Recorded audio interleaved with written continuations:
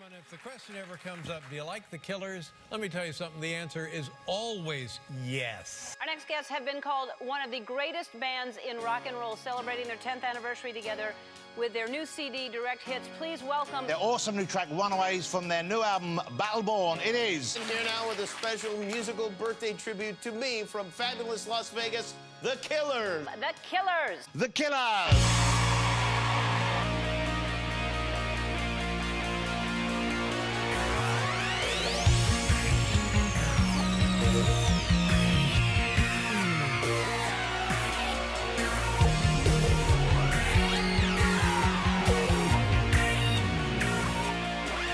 Somebody told me you had a boyfriend who looked like a girlfriend that I had in February of last year. It's not confidential.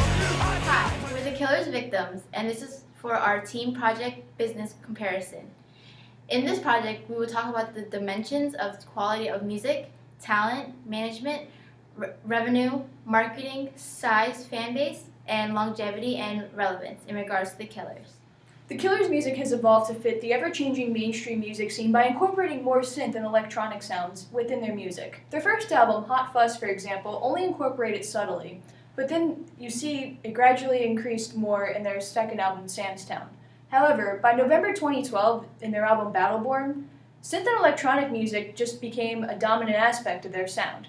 However, the guitar still managed to stick to the timeless roots of classic rock, which therefore allowed the Killers to pioneer their own unique sound and differentiate themselves from other bands in the music industry.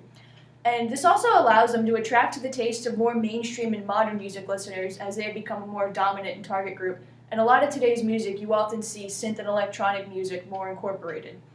However, the band can still keep some of their current fan base by keeping certain aspects of their band's sound the same, such as Brandon Flowers' unique voice.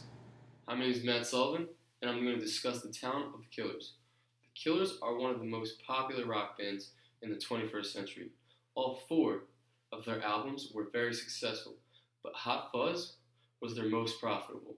Most of the Killers' success is due to their focus on songwriting and their ability to create well-written songs. The lead singer of the Killers, Brandon Flowers, happens to be one of the key contributors to the success of the group. The group and the band are widely known for Brandon's voice.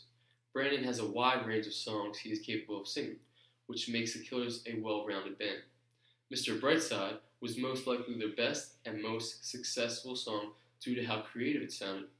Rolling Stone posted an article in 2013 claiming Hot Fuzz was number 33 in its 100 greatest debut albums of all time. Fortunately, each album has been awarded Best Song in the United Kingdom and Republic of Ireland. Briefly, the band has spent some time away from each other, which has held their career back as a whole. Often they are criticized for having tendencies to act like Bruce Springsteen, and also the venues tend to be average and nothing special. Despite the limited space for freaky dress rock bands, the Killers are one of the few bands who are still making a profitable presence in the music industry. The Killers have the 12th most downloaded rock song in the United Kingdom, Mr. Brightside. Also, they are very energetic and use 100% effort each show. They attract fans who are usually not a fan of rock. My name is Vanessa, Sundra, and I'm going to be discussing the management of the Killers. The Killers are managed by Robert H. Reynolds, Esquire, who is a Las Vegas-based entertainment lawyer. He graduated from New York University Law with honors, and he is the former president of the NYU Entertainment and Intellectual Property Law Association. And Reynolds has an extensive background with many primary focuses in law. He focuses on entertainment, copyright, trademark, and internet law. And because he has more experience, this gives him more expert power because he can influence through a combination of different skill sets. And this would also give him legitimate power too because he is the manager of the band and their authority figure, so he therefore is able to act in their best interest. And he actually manages various renowned artists such as Imagine Dragons, members of the Blue Man Group, and Brandon Flowers. And all of these artists have had some kind of significant accomplishment in the music industry, such as a #1 hit. He actually managed Brandon Flowers as a solo artist, and he did a solo album and it topped #1 in the UK for 4 consecutive weeks. And when Reynolds actually first became their manager in 2005, Rolling Stone nominated them as the best new-selling rock band. And his management is significant because his extensive accomplishments and experience in the music industry will help the Killers stay afloat and continue to propel forward to success. My name is Jarret and I studied the potential revenue stream for the Killers. The Killers made $500,000 per show. They averaged 144 shows on tour. After 4 tours, they made $288 million. They make 20% profit from the albums sold. They sold 18 million albums, averaging $14 a cost. They made $50.4 million off albums. They cost $25,000 to $100,000 to make a music video. They made 27 music videos, which cost them $675,000 to $13.5 million. Robert Reynolds, the manager, will make 15% of all profit from the band, which he has made $50.76 million. The potential profit over the 12 years would be $274.14 to $286.965 million. After 12 years, the potential revenue per year would be $22,845,000 to $23,913,750. My name is Deanna and I will be discussing marketing for the Killers. The Killers have a very wide range target audience. They attract both indie and alternative rock fans, male and female, and teenagers to older adults. The Killers' market size is growing due to their growth strategy, and they retain both old fans and they also gain new ones. The Killers name their fan base the Victims, and by going online and joining the Victims, you get the latest news and tour information on the Killers, and you get exclusive access to Victims-only merchandise. This provides incentive to fans to start following the band and also makes each fan feel appreciated. The band also has a Sweet Talk message board on their website, and this allows fans to connect and interact with each other. Also, they sell merchandise which displays the iconic Killers name and spreads band awareness.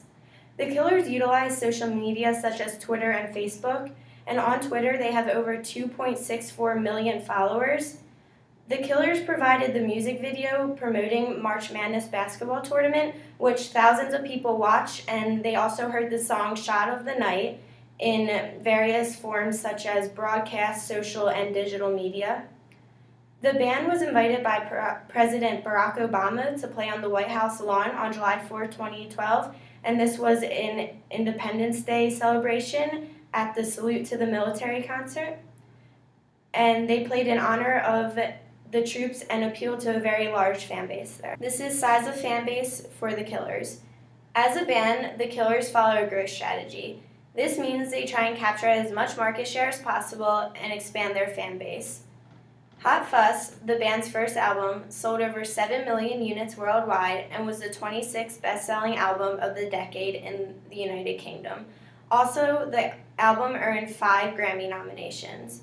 Their next album, Sam's Town, sold over 700,000 albums in the first week and 5 million albums worldwide so far. It also earned 2 Grammy nominations. NME had a voting poll on their website for the ultimate fan base, and the Killers placed second. This displays their competitive advantage over the competition. The Killers also won 4 NME awards for Best International Band in 2005, 2008, 2009, and 2013. The Killers won the Brit Award for Best International Band in 2006. Also, another album, Sawdust, has sold over 1 million units worldwide. Also, Day and Age has sold over 3 million units worldwide. Battleborn has sold over 1 million units worldwide only in 2012. Also, the album Day and Age was named the #1 album in 2008 by the Rolling Stones readers. Alena Thieu, and I'm going to talk about longevity. Mark Ronson, British music producer, states that the key to longevity in the music industry is to make good music you believe in and stand behind. The Killers have an alternative rock genre, and with their first hit, Mr. Brightside, had a pop vibe in 2005. Progressively, they adapted twists of synth and electronic sound to their music. Through this, they continue to please not only their old fans, but their new ones. Smokey Robinson, whose longevity is present today, said the key to his success and longevity is realization. In the music business, bands and music professionals have to experience peaks and valleys and withstand each valley before reaching a peak. For the Killers, they have had many peaks and valleys, and their peaks would be their top charting albums and hits. However, for valleys, would be hiatus from band members to produce their own solo albums such as Brandon Flowers in 2010. Since then, after 18 months of hiatus, they have returned together as a band to create Battleborn, which was their comeback album, which has reached number 3 on the charts and was the top album in band history. The culture of the band The Killers would be considered an autocracy because in an autocracy, you're focusing on external forces with a lot of flexibility. Well, the band offers music that appeals to a variety of musical tastes, which is where the flexibility comes in. And obviously, they're a band, so they're going to be playing music for their fans, and that's the external factor. The band also has a strong focus on long-term orientation. You know, when you're in a band, you have great concern for your future. You want to stay together as long as possible, and you want to continue to persevere through the musical industry. So, they have great concern for values such as perseverance and avoidance of shame to continue to be successful. Something extremely common among rock bands is there's always conflict that goes on. And how these bands handle conflict can really determine and have an impact on their longevity. For example, the Killers have experienced a couple bouts of dysfunctional conflict. Back in their tour in 2009 in the United Kingdom, the arguments and verbal attacks got so intense that the band members couldn't even bear to travel together. But now in 2014, it seems they've been able to move to a more functional conflict because the band is still around and touring today. Brandon Flowers shows that he's a transformational leader. He shows his individualized consideration by having no hard resentment against his team members as they wanted to do their own solo album. He shows his intellectual stimulation by incorporating synths and electronic sounds to the alternative rock genre of music throughout the ages in order to keep up to the trends of the music industry. He shows his idealized influence by composing a reveal of the 18 songs in the greatest hit album, Direct Hits, which gave the fans an inside look and the truth to their music. Lastly, he shows inspirational motivation by going into hiatus for a solo album. This caused 2 other of the team members to go and do their own solo album. However, because of Flowers, he convinced them to return and do a comeback album, which was their number 1 album of all times after 18 months of hiatus. When you look at the official Twitter account dedicated to the Beatles, they have the exact same amount of Twitter followers as the Killers, which is 2.46 million. And both bands, the Beatles and the Killers, have an international fan base, and they're very prominent in the United Kingdom.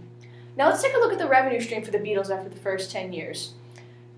During their very first show at the Cavern Club in Liverpool, England, they made £5. And by 1963, they were earning up to £300 per show, which, just like the Killers, it demonstrates that they are moving up in the music industry and making more profit on their shows. And by 1966, the Beatles played over 262 shows. And the Beatles have earned the highest royalty rate ever paid during that time period, which was 69 cents per album. And that totaled $2.7 million within the first 2 weeks of the release of Abbey Road.